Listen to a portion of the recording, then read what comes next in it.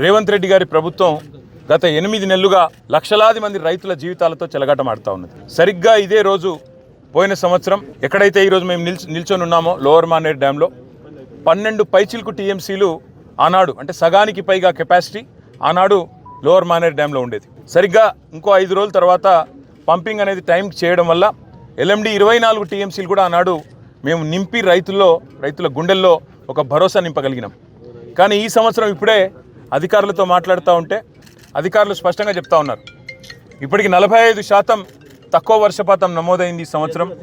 భవిష్యత్తులో సెప్టెంబర్ మాసం దాకా వర్షాలు కురిసే అవకాశం ఉన్నా దానికి గ్యారంటీ లేదు. కాబట్టి పంపింగ్ అనేది ఇంకా మేము నిర్ణయం తీసుకోలేదు అని అధికారులు చెప్తా ఉన్నారు. ఇవాళ అక్కడ లక్షల క్యూసెక్కుల నీళ్లు కిందికి పోతా ఉన్నాయి ప్రతిరోజు కిందికి గోదావరి నదిలో. మేము అందుకే మా పార్టీ యొక్క శాసనసభ్యులు శాసన మండలి సభ్యుల ఒక బృందం ఈరోజు అసెంబ్లీ సమావేశాలు ఉన్నప్పటికీ అందరం బయలుదేరి ఇక్కడికి వచ్చి ఇక్కడ ఎండిపోతున్న లోవర్ మానేర్ డ్యాము, దానిపైన ఉన్న మిడ్ మానేర్ డ్యాము, ఆ పైన ఉన్న ఎస్ఆర్ఎస్పి, అదేవిధంగా ఫ్లడ్ ఫ్లో కెనాల్ మీద ఉన్న వేలాది మోటార్లు ఇవన్నీ కూడా మరి చూడడానికి, అదేవిధంగా ప్రభుత్వాన్ని డిమాండ్ చేయడానికి రంగనాయక సాగర్ కానీ, మల్లన్న సాగర్ కానీ, కొండపోచమ్మ సాగర్ కానీ, అన్నపూర్ణ రిజర్వాయర్ కానీ వీటన్నిటినీ నింపినట్టయితే రైతుల్లో ఒక భరోసా నింపినట్టయితుంది. సాగునీటి విషయంలో ఒక పూర్తి స్థాయి స్పష్టత రైతులకు వస్తుందనే ఉద్దేశంతో మేము ఈ కాళేశ్వరం సిస్టంలోని రిజర్వాయర్లు, అదేవిధంగా పంప్ హౌజులు వాటి సందర్శనకు బయలుదేరి రాష్ట్ర ప్రభుత్వ దృష్టికి ముఖ్యంగా తీసుకొని ఒక్క విషయం రాదలిచినాం. రైతులు ఆందోళన చెందుతూ ఉన్నారు.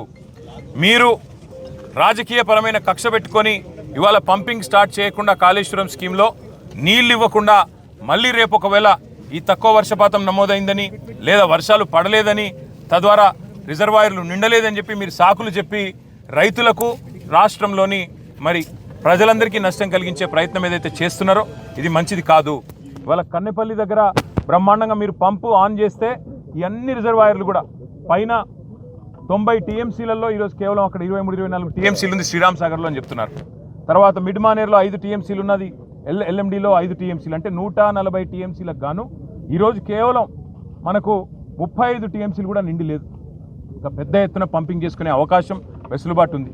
దాంతోపాటు మీరు మల్లన్న సాగర్లో 50 టీఎంసీలు, కొండపోచమ్మ సాగర్లో 15 టీఎంసీలు నింపితే కేవలం రైతులకే కాదు హైదరాబాద్ మహానగరానికి కూడా రేపటి మంచినీళ్ళకు కానీ మార్గమధ్యంలో ఉండే వేలాది గ్రామాలకు, ఇతర జిల్లాలకు, నియోజకవర్గాలకు కూడా మంచినీటికి కూడా ఇబ్బంది లేకుండా మనం రేపటికి మేనేజ్ చేసుకునే అవకాశం ఉంటుంది. ఇవన్నిటినీ పక్కన పెట్టి రాజకీయపరమైన కక్ష, కేసీఆర్ గారిని బద్నాం చేయాలని చెప్పి మీరు 8 నెలలుగా చేసిన ప్రయత్నం అందరికి కనబడతానే ఉంది. మేడి పండు అయిపోయిందని, మేడిగడ్డ ఏదో కొట్టుకపోతుందని, లక్షల కోట్లు కొట్టుకపోయినాయని మీరు చేసిన ప్రచారాలన్నీ ఉత్తివే అని చెప్పి స్పష్టంగా తేలిపోయింది. ఇవాళ మా శాసనసభ్యుల బృందం, మా శాసన మండలి సభ్యుల బృందం మేమందరం కూడా క్షేత్రస్థాయి పరిశీలనకు వచ్చి ఎండుతున్న రిజర్వాయర్లు, మండుతున్న రైతుల గుండెలు ఇవన్నీ శాసనసభ సమావేశాల్లోనే మీ దృష్టికి తేవాలన్న ఉద్దేశంతోనే మా పార్టీ అధినాయకులు కేసీఆర్ గారి ఆదేశం మేరకు, గంగుల కమలాకర్ గారి సూచన మేరకు మేమందరం కూడా రావడం జరిగింది. తప్పకుండా రైతుల పక్షాన రాష్ట్ర ప్రభుత్వాన్ని శాసనసభ సమావేశాల్లోనే నిలదీస్తాం, అడుగుతాం. ఎందుకు పంపింగ్ చేయడం లేదు? ఇవాళ దాదాపు 10 లక్షల క్యూసెక్కుల నీళ్లను తట్టుకొని, వరదను తట్టుకొని మేడిగడ్డ బ్రహ్మాండంగా టీవీగా నిలబడి ఉంది. అందుకే మేమనేది రాజకీయాలు వదిలిపెట్టండి, ఎలక్షన్లు అయిపోయినాయి, ఇంకా కూడా రాజకీయ ప్రయోజనాల కోసం, రాజకీయం కోసం ఇవాళ రైతుల జీవితాలతో చెలగాటం ఆడవద్దని చెప్పి కూడా రేవంత్ రెడ్డి గారికి, ప్రభుత్వానికి విజ్ఞప్తి చేస్తూ అధికారులతో మా సంప్రదింపులు కొనసాగుతాయి. అవసరమైతే అన్ని రిజర్వాయర్లు పోతాం. ఈరోజు కేవలం ఎల్ఎండికి వచ్చినాము, రేపు ఉదయం కన్నెపల్లి పంప్ హౌస్ పోతా ఉన్నాం, అదేవిధంగా మేడిగడ్డ బరాజ్ పోతా ఉన్నాం, అక్కడ కాళేశ్వరం దేవాలయాన్ని కూడా సందర్శించాలనుకుంటా ఉన్నాం. వాతావరణం అనుకూలిస్తే అన్నీ కూడా రేపు మధ్యాహ్నం లోపల చేసి మళ్ళీ శాసనసభ సమావేశాలకు తిరిగిపోతాం.